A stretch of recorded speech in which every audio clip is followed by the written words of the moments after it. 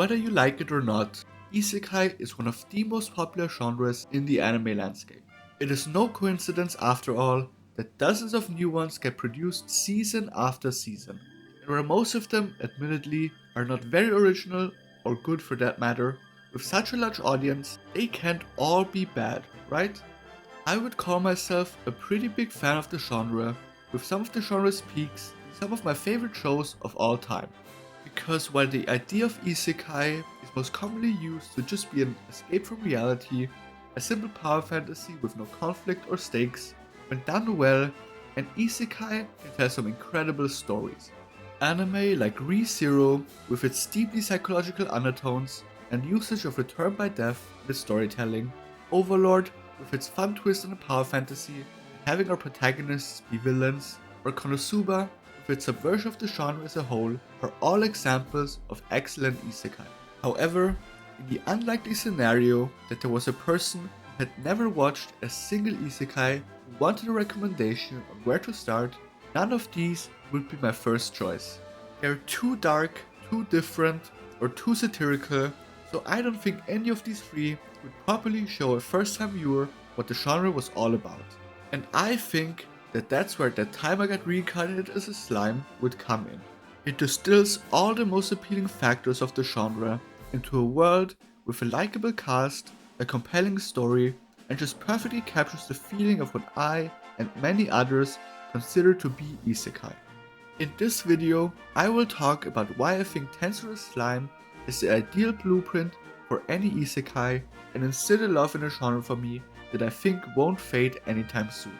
If you like these types of videos, do consider leaving a like and subscribing so you don't miss out on any future uploads. But before we can talk about how Tensura Slime represents the core Isekai fantasies, first need to discuss what those even are.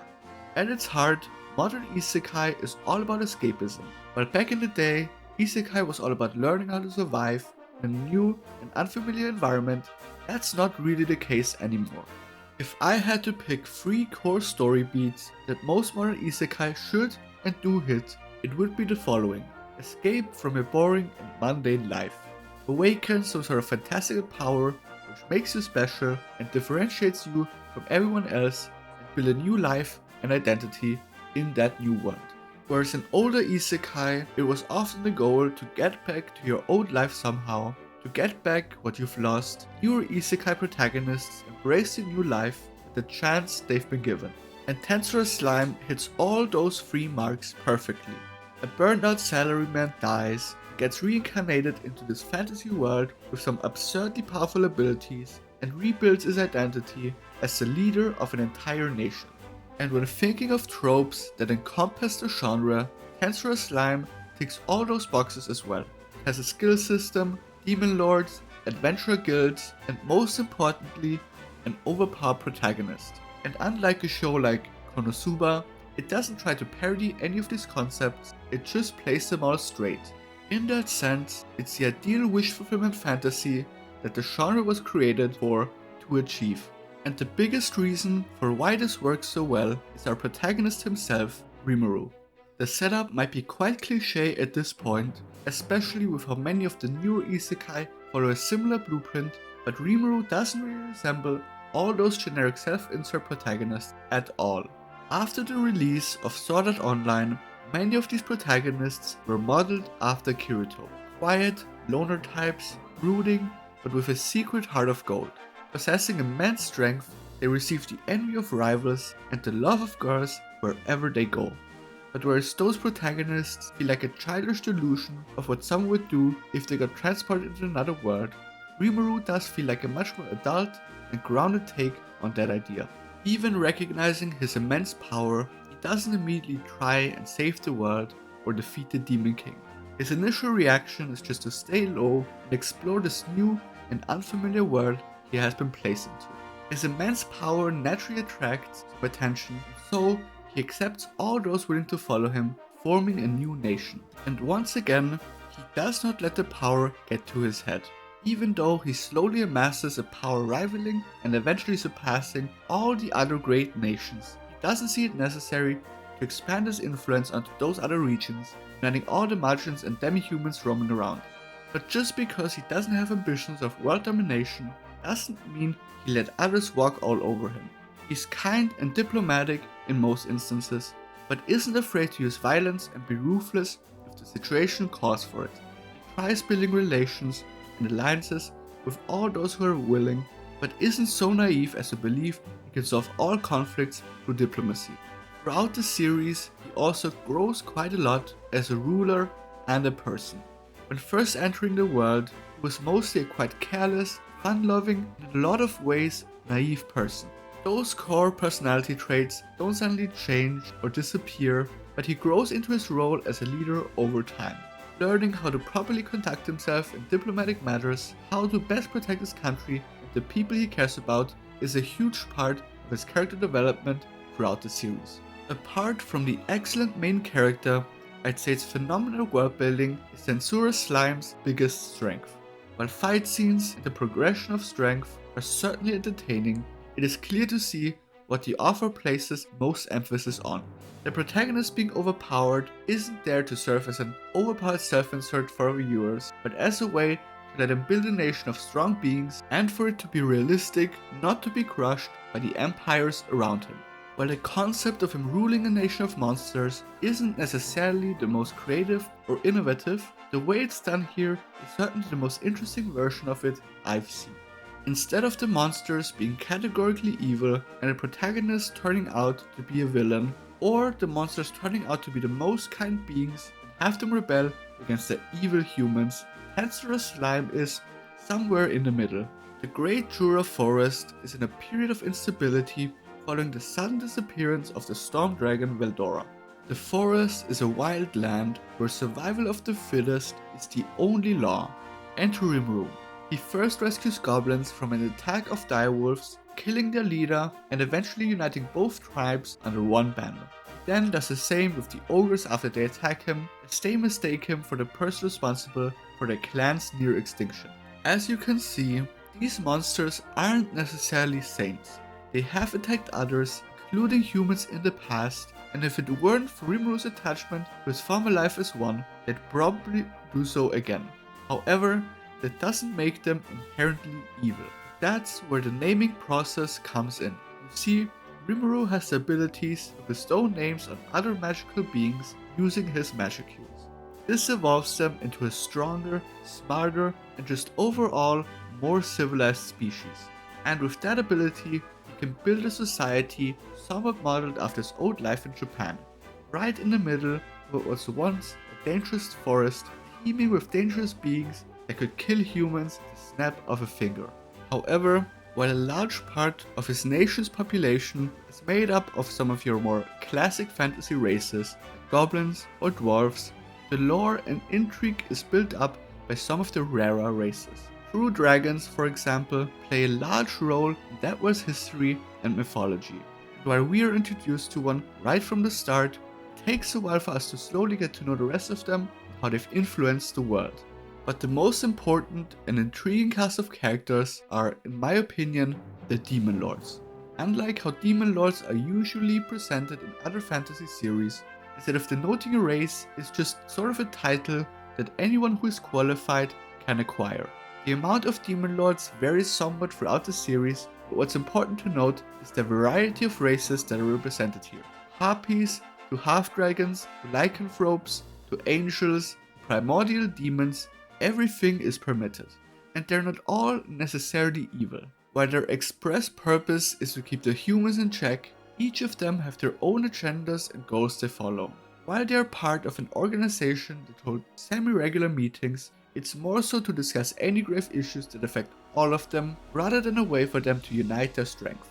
Lastly, we also have the primordial demons. These 7 beings, each named after a different color, these used to reside in the demonic realm, but have since been summoned to the so-called Central Realm, where they now wreak havoc upon humans. These are some of my favorite characters in the entire series, and while they would probably be described as evil by most, they still all have very different personalities and motivations. However, while many other kingdom building isekai have some fantastic magical beings of their own and build up the main kingdom with some new and creative ideas, that's as far as the world building goes for most. That's where Slime Isekai sets itself apart from the rest. Naturally, there are some other fantastical countries. Those would include the likes of the armed nation of Dwargon, a dwarven stronghold nestled deep within the mountains, the sorcerer's dynasty of Sarion, home of all the elves built directly into a giant divine tree. There's a country for harpies, a country for lycanthropes, and the list goes on. Each of these has their own history, their own goals and ambitions, and even if they are allies of Rimuru's nation, they don't just bend over backwards to fulfill his every wish. But what's most interesting to me are the human kingdoms that exist. One might assume that with so many powerful countries comprised of so many powerful beings, humans would suffer and not really be able to compete. And yet, that is not at all the case. Not only is the strongest and most storied empire, the Eastern Empire, mostly populated by humans, but there's also the Holy Empire of Lubellius, a nation secretly ruled by vampires but populated only by humans. And let's not forget, there's also the Council of the West, where a bunch of smaller nations and kingdoms band together in order to fend off the influence of bigger and stronger nations. What I love about this entire thing is how dynamic and interconnected the world seems to be. Instead of having a static world map that doesn't really change throughout the series, there's war and conflict which changes the borders and relations between different nations. Maps get redrawn, governments overthrown, and although the series doesn't overwhelm the viewer with political jargon, it has enough in it to keep the viewer intrigued. However, there's one arc in particular that stands out from the rest and shows why I love the series as much as I do. Prior to the Demon Lord's Awakening arc, while there obviously was some conflict, Rimuru was, for the most part, able to realize his pretty idealistic vision of what he wanted his country to look like. After some initial conflicts, most other races integrated within a society without any major hiccups. But that was about to change, and it was all Rimuru's fault. When he started his fledgling nation, he did so on the basis of 3 rules. Do not attack your own, do not look down upon other races, and do not attack humans. The first 2 were pretty self-explanatory, as they were sort of mandatory to create a functioning society. However, it was the last one that raised some eyebrows among the citizens of the nation. Humans had been ruthless to them in the past, and the rule seemed to not make sense to them. But while Rimuru justified it by saying he was afraid of retaliation by human nations, the real reason was much simpler. His former life as a human led to him being averse to being responsible for human death in any way, shape or form. And that all worked out well for a while. His nation was thriving, recruiting more and more different people and uniting almost all of the Jura forests under his banner. But that didn't quite jive right with the leaders of Lubellius. While Rimuru was out of the country, he got ambushed by the true saint Hinata Sakaguchi while an army was marching on and invading the Templars Federation. But instead of defending themselves with all their might, the inhabitants of the Templars Federation instead almost put up no resistance. You see, under no circumstances did they want to break the rules set for them by Rimuru. So by the time Rimuru got back, the damage was already done. Several people died, including one of Rimuru's closest friends, and many more got injured.